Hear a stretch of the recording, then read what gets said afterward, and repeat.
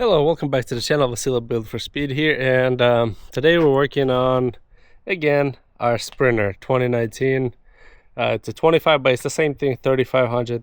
I think 45, they're all the same for the front brakes, because I originally bought the pads and rotors for the 3500 XD, and it's the same thing. So today I'm going to show you guys how to do it. I wasn't going to make this video, but then I started doing it. I was like, why not? Who knows? Maybe this will be useful to somebody. So hope you guys enjoy it and hope you guys find it helpful. Okay, for starters, jack points, pretty straightforward. They have like a cutout there.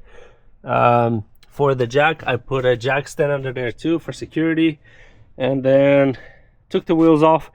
Always I recommend one pointer on the studs. Make sure you put some anti-seize on it like I did, because you will get these seized in there. You will strip your threads in there. So just to point out, nothing related to the brakes, but yeah, good pointers. Okay, so what I'm taking out, the first things I did is I unplugged the sensor and I loosened it up and took it off. It's an 8mm e-Torx socket that looks like this inside.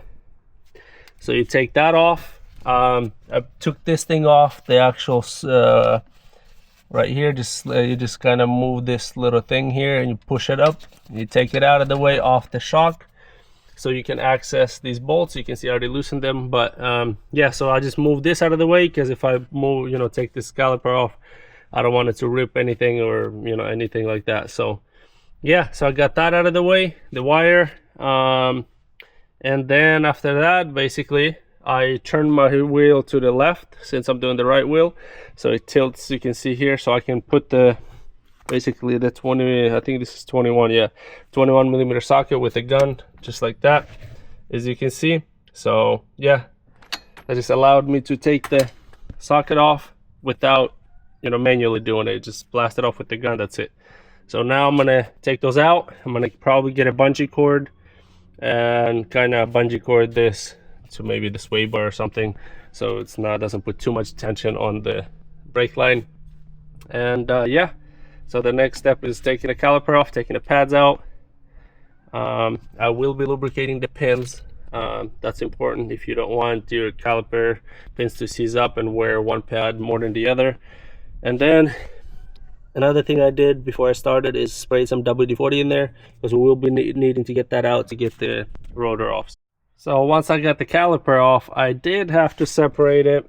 So the sliders, I thought I was going to be able to lubricate it and put the sliders from the opposite side, basically from here inside, and did not work out. So I will have to put the sliders back in from here. I'll lubricate them. I usually use red grease. It's the better grease. Yeah, so I'll put that in later. So I'll put the bracket in first onto here. I'll bolt it up after I change it. So I got the bolt out. Let me see what side this is. 27 T27 for this little bolt here. So now I got it. I'm gonna go grab a hammer.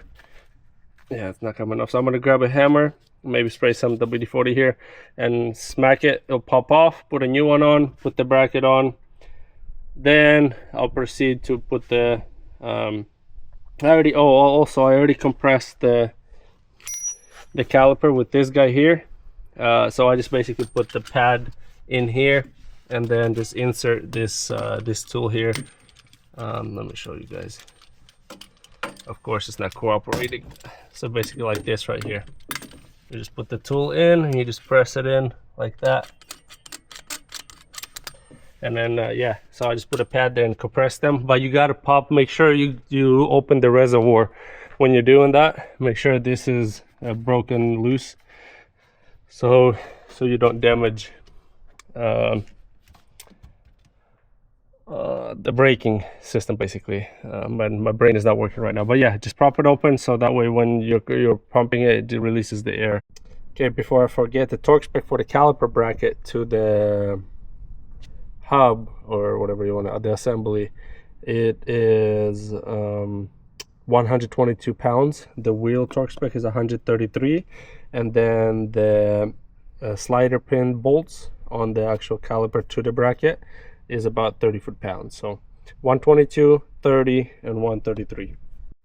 We're back to the other side, to the left side now. So I take these covers off. You just pull these off of here and here. I'm gonna untie the sliders.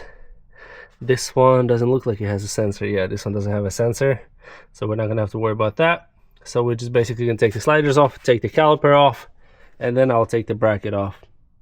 It just seemed easier that way, because when I try to take it off with the caliper with this, it just becomes a mess. So yeah, so we're just gonna do this. Okay, so one thing I thought this would be a helpful step to show you guys. Basically, we got the bracket on already. That's 100, and I believe I said 122 foot-pounds. This big bolts. These are 30 foot-pounds, so very low. And then the wheels are 133, I think. But one step, if you take the actual caliper off, the caliper bracket, and you're trying to put these back and without damaging those rubber things. So what I found is you gotta basically lift up the caliper. I had gloves. Let me put the glove. Basically, you lift up the caliper like this and hold it like that, and then with your other hand screw that one in. Then you can lower this, basically.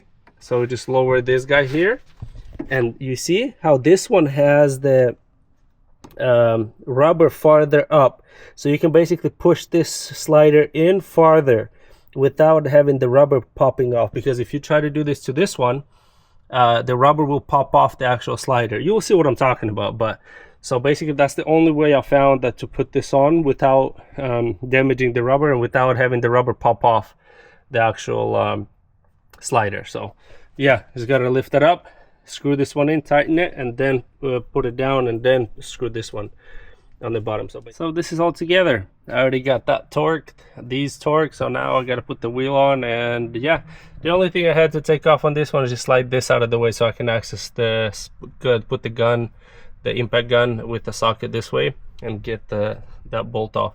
It's still going to be at an angle, but it's enough to grab it without stripping it. So yeah, it's a very simple job, pretty straightforward. So if any of you guys are kind of looking to do this job, I hope this video helped you guys out and give you an idea of what this job consists of. And I mean, there's nothing too difficult about it. Pretty straightforward. If you've done brakes before, this is going to be a pretty straightforward job. Oh yeah, and this is how your face is going to look afterwards. Thank you guys for watching. Hope you guys enjoyed this video. Give it a thumbs up, subscribe to the channel. If you have any comments or questions, comment in the comments below. I'll do my best to answer them as usual. See you next time. Peace.